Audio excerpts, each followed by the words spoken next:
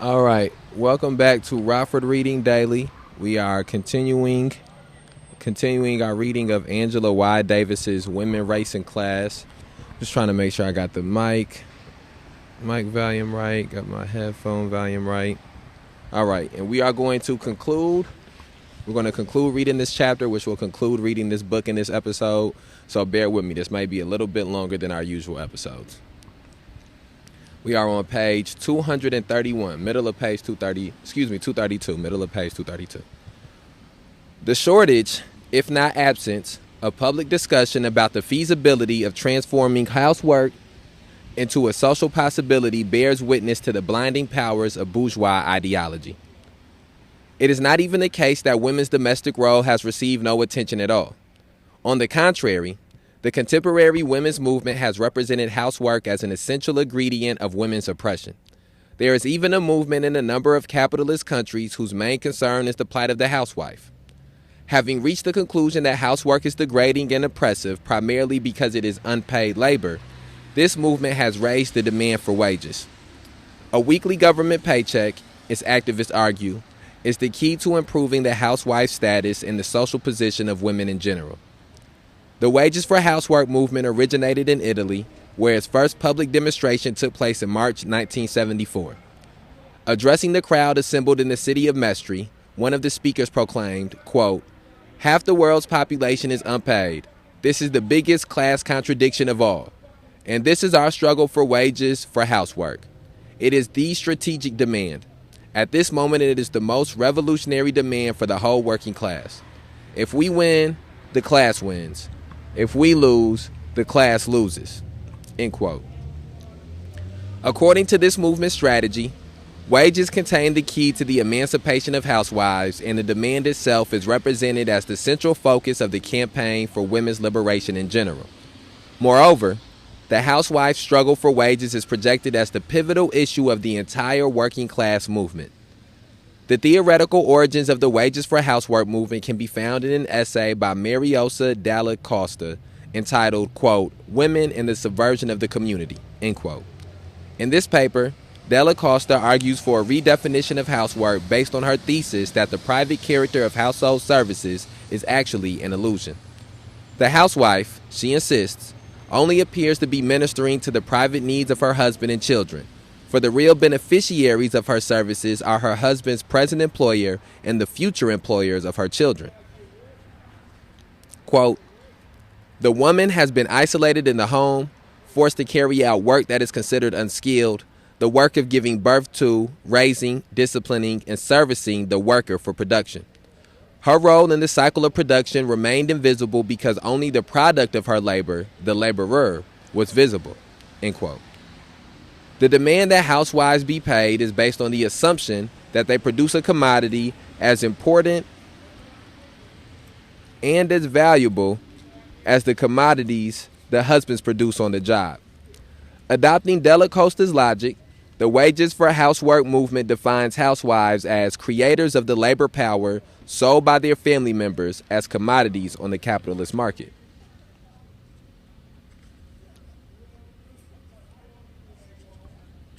Dalla Costa was not the first theorist to propose such an analysis of women's oppression. Both Mary Emmons in Woman's Defense and Margaret Benston's, quote, "The Political Economy of Women's Liberation," end quote, 1969 and 1940 respectively, define housework in such a way as to establish women as a special class of workers exploited by capitalism called, quote, "housewives," end quote. That women's procreative, child-rearing, and housekeeping roles make it possible for their family members to work, to exchange their labor power for wages, can hardly be denied. But does it automatically follow that women in general, regardless of their class and race, can be fundamentally defined by their domestic functions? Does it automatically follow that the housewife is actually a secret worker inside the capitalist production process? If the Industrial Revolution resulted in the structural separation of the home economy from the public economy, then housework cannot be defined as an integral component of capitalist production. It is, rather, related to production as a precondition. The employer is not concerned in the least about the way labor power is produced and sustained. He is only concerned about its availability and its ability to generate profit. In other words, the capitalist production process presupposes the existence of a body of exploitable workers. Quote, "The replenishment of workers' labor power is not part of the process of social production, but a prerequisite to it. It occurs outside of the labor process. Its function is the maintenance of the human existence, which is the ultimate purpose of production in all societies." End quote. In South African society, where racism has led economic exploitation to its most brutal limits, the capitalist economy betrays its structural separation from domestic life in a characteristically violent fashion. The social architects of apartheid have simply determined that black labor yields higher profits when domestic life is all but entirely discarded. Black men are viewed as labor units whose productive potential renders them valuable to the capitalist class, but their wives and children, quote, "are superfluous appendages, non-productive, the women being nothing more than the adjuncts to the procreative capacity of the black male labor unit," end quote. This characterization of African women as, quote, "superfluous appendages," end quote, is hardly a metaphor. In accordance with South African law, unemployed black women are banned from the white areas, 80% of the country, even, in most cases, from the cities where their husbands live and work. Black domestic life in South Africa's industrial centers is viewed by apartheid supporters as superfluous and unprofitable, but it is also seen as a threat. Quote, "Government officials recognize the homemaking role of the women and fear their presence in the cities will lead to the establishment of a stable black population," end quote. The consolidation of African families in the industrialized cities is perceived as a menace because domestic life might become a base for a heightened level of resistance to apartheid. This is undoubtedly the reason why large numbers of women holding residence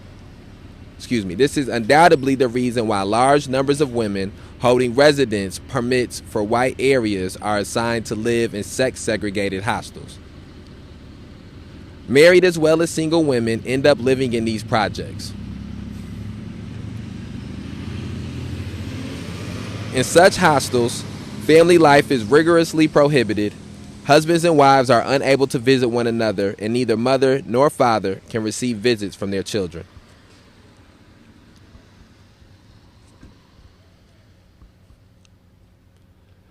This intense assault on black women in South Africa has already taken its toll, for only 28.2% are currently opting for marriage. For reasons of economic expediency and political security, apartheid is eroding with the apparent goal of destroying the very fabric of black domestic life. South African capitalism thus blatantly demonstrates the extent to which the capitalist economy is utterly dependent on domestic labor.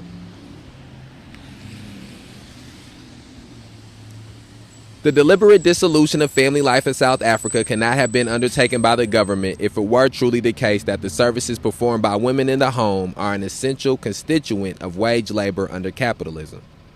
That domestic life can be dispensed with by the South African version of capitalism is a consequence of the separation of the private home economy and the public production process which characterizes capitalist society in general. It seems futile to argue that on the basis of capitalism's internal logic, women ought to be paid wages for housework. Assuming that the theory underlying the demand for wages is hopelessly flawed, might it not be nonetheless politically desirable to insist that housewives be paid?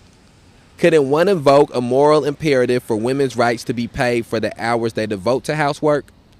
The idea of a paycheck for housewives would probably sound quite attractive to many women, but the attraction would probably be short-lived. For how many of those women would actually be willing to reconcile themselves to deadening, never-ending household tasks, all for the sake of a wage?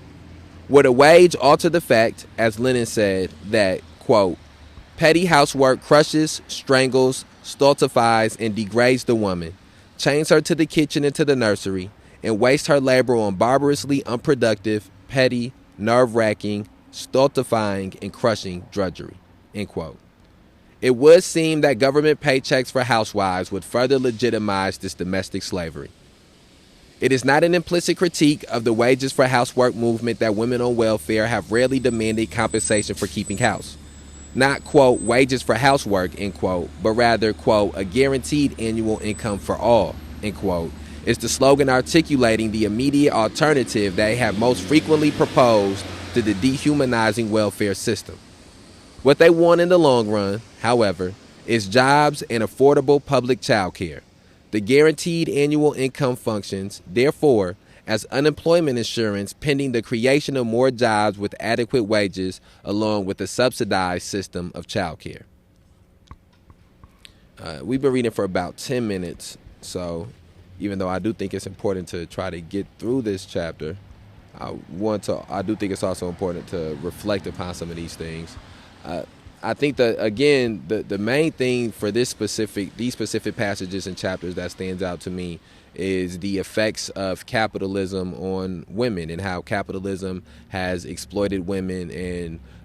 And I think another one of the things that stood out about this chapter is this may be one of the first or the few times that Angela Davis has went outside of the issues or the type of realities that exist for women in America or United States of America, and has extrapolated that out to the realities for women in another country, specifically speaking about in South Africa. And she shows again how the exploits of capitalism there have went so far as to destroy home life, has went so far as to completely discard any reasoning or any purposes for women except for creating more workers. And too, I just think a lot of these, the way that Angela Davis, the perspective she has on some of the things that have been normalized in our society when it comes to women and when it comes to class and capitalism and race are very important. The challenging to just the status quo ideas or the mainstream ideas or concepts about some of these things. And I don't know I can't remember the exact year that this came out. But that was something Dr. King also spoke about. This came out after Dr. King had been assassinated, of course. But Dr. King also spoke about a fixed annual income. Multiple people have spoke about fixed annual incomes. But when I hear fixed annual income, one of the things that comes to mind is the war against poverty that Dr. King was conducting at the latter ends of his life. And just the importance of making sure that we try to eliminate poverty. And part of eliminating poverty has to be addressing the capitalism, because capitalism breeds poverty and exploitation.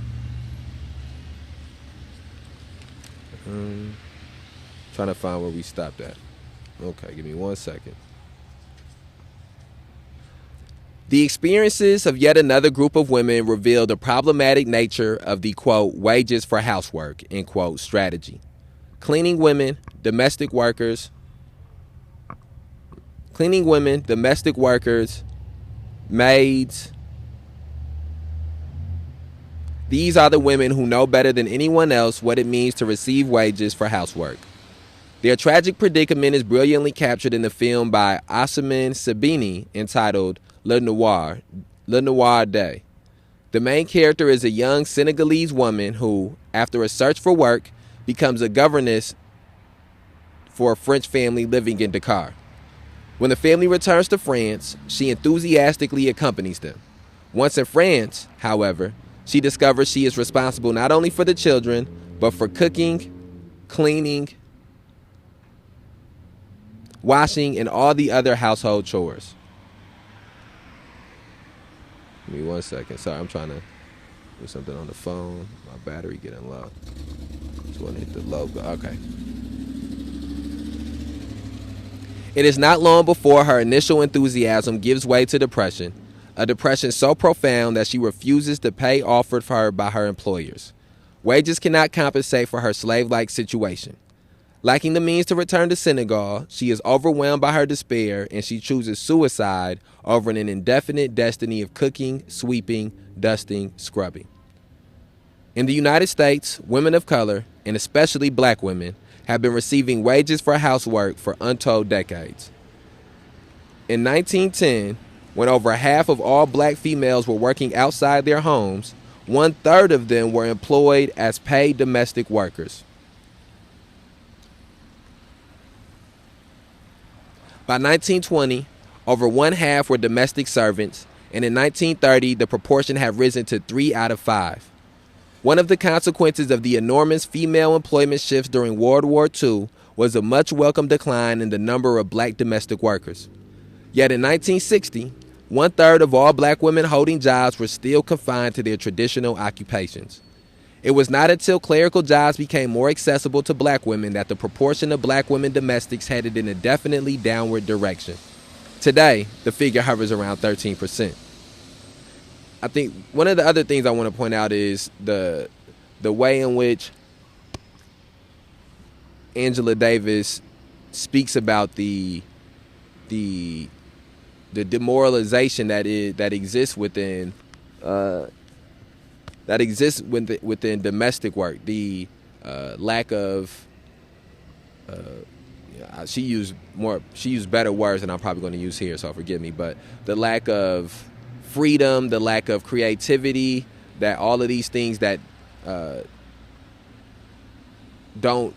women were not able to achieve by doing domestic work, by being limited specifically to doing domestic work, and why paying them for this domestic work was not a way to fix the societal issues that came with them being relegated to doing domestic work, because there were groups of a whole section of people, of black women, of black people, black women, who have been dealing with, whether it be through slavery being relegated to domestic work, or because of discrimination being relegated to domestic work, and them being paid for it was not making it more fulfilling to their life, not making it more fulfilling to their liberation or to the human experience. And again, this is a concept or a notion or a thought that I've never really had. I've had the privilege of not having to think about that. I've never had to consider, being at home with children or being home and raising children. And so I just think that the perspective on domestic work is something that is very enlightening. The enervating domestic obligations of women in general provide flagrant evidence of the power of sexism.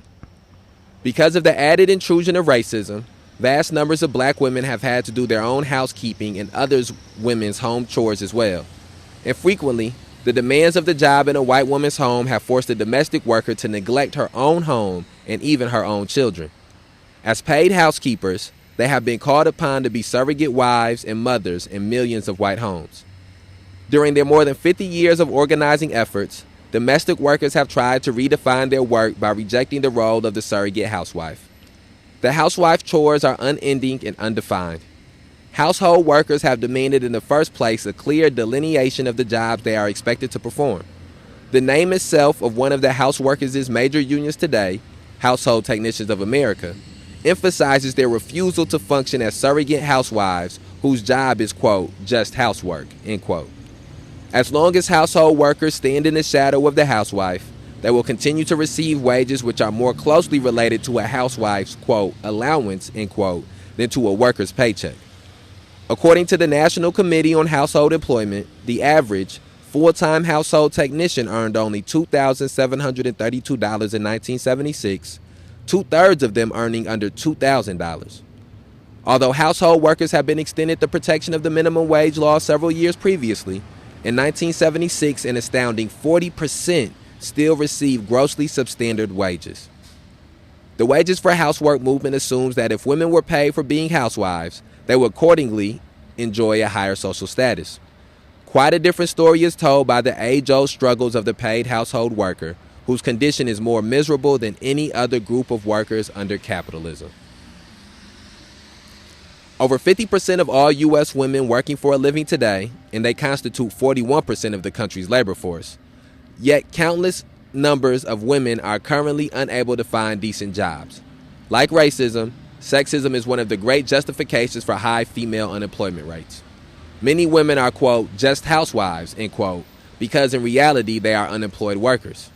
Cannot, therefore, the, quote, just housewife, end quote, role be most effectively challenged by demanding jobs for women on a level of equality with men, and by pressing for the social services, child care, for example, and job benefits, maternity leaves, etc., which will allow more women to work outside the home.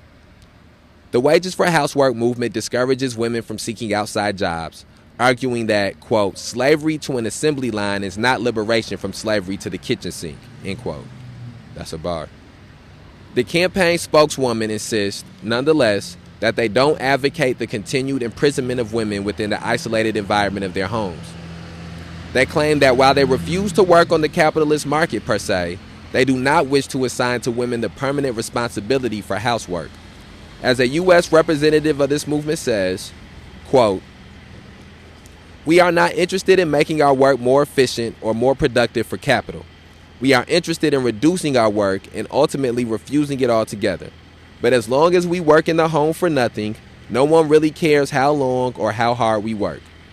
For capital only introduces advanced technology to cut the cost of productions after wages gained by the working class.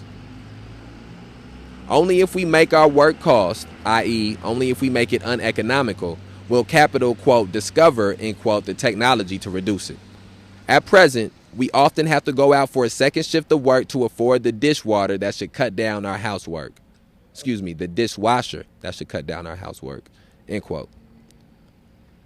Once women have achieved the right to be paid for their work, they can raise demands for higher wages, thus compelling the capitalists to undertake the industrialization of housework. Is this a concrete strategy for women's liberation, or is it an unrealizable dream? How are women supposed to conduct the initial struggle for wages?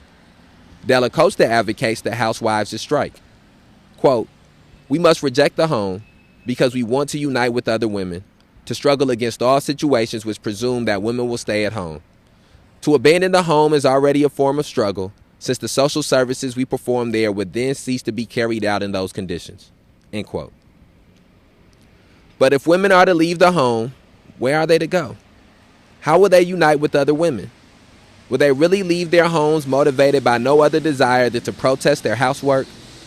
Is it not much more realistic to call upon women to, quote, leave home, end quote, in search of outside jobs, or at least to participate in a massive campaign for decent jobs for women? Granted, work under the conditions of capitalism is brutalizing work. Granted, it is uncreative and alienating. Yet with all this, the fact remains that on the job, women can unite with their sisters, and indeed with their brothers, in order to challenge the capitalists at the point of production. As workers, as militant activists in the labor movement, women can generate the real power to fight the mainstay and beneficiary of sexism, which is the monopoly capitalist system. If the wages for housework strategy does little in the way of providing a long-range solution to the problem of women's oppression, neither does it substantively address the profound discontent of contemporary housewives. Recent sociological studies have revealed that housewives today are more frustrated by their lives than ever before. When Ann Oakley conducted interviews for her book, The Sociology of Housework, she discovered that even the housewives who initially seemed unbothered by their housework eventually expressed a very deep dissatisfaction. These comments came from a woman who held an outside factory job. Quote, or question, "Do you like housework?" Answer, quote, "I don't mind it. I suppose I don't mind housework because I'm not at it all day. I go to work and I'm only on housework half a day. If I did it all day, I wouldn't like it. Woman's work is never done. She's on the go all the time. Even before you go to bed, you still got something to do. Emptying gas trays, wash a few cups up. You're still working. It's the same thing every day. You can't sort of say you're not going to do it because you got to do it, like preparing a meal. It's got to be done because if you don't do it, the children wouldn't eat. I suppose you get used to it. You just do it automatically. I'm happier at work than I am at home." End quote. Question, what would you say are the worst things about being a housewife? Answer, quote, "I suppose you get days when you feel you get up and you've got to do the same old things. You get bored. You're stuck in the same routine.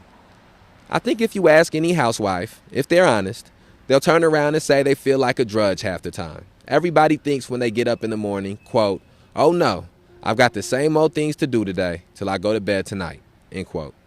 It's doing the same things. Boredom."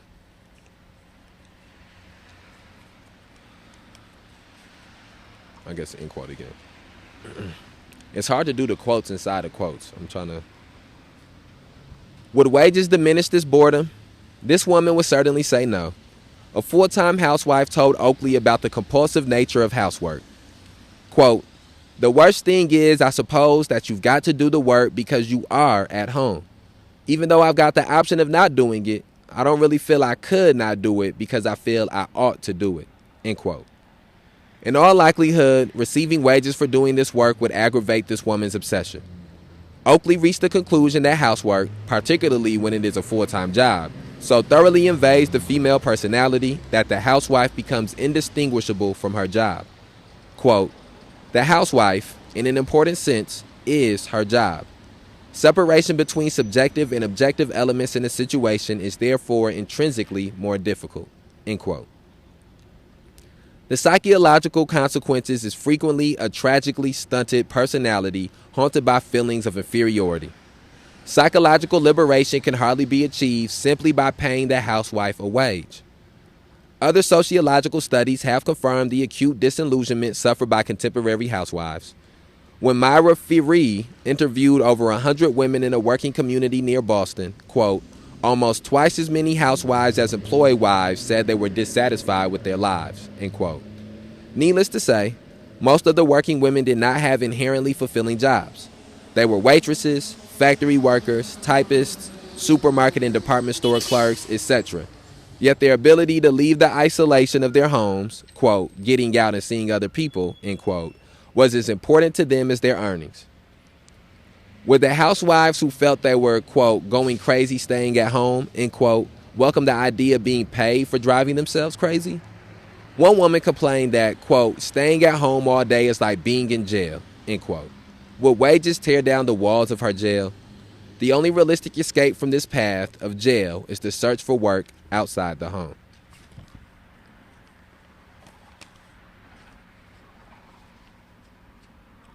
Each one of the more than 50% of all U.S. women who work today is a powerful argument for the alleviation of the burden of housework.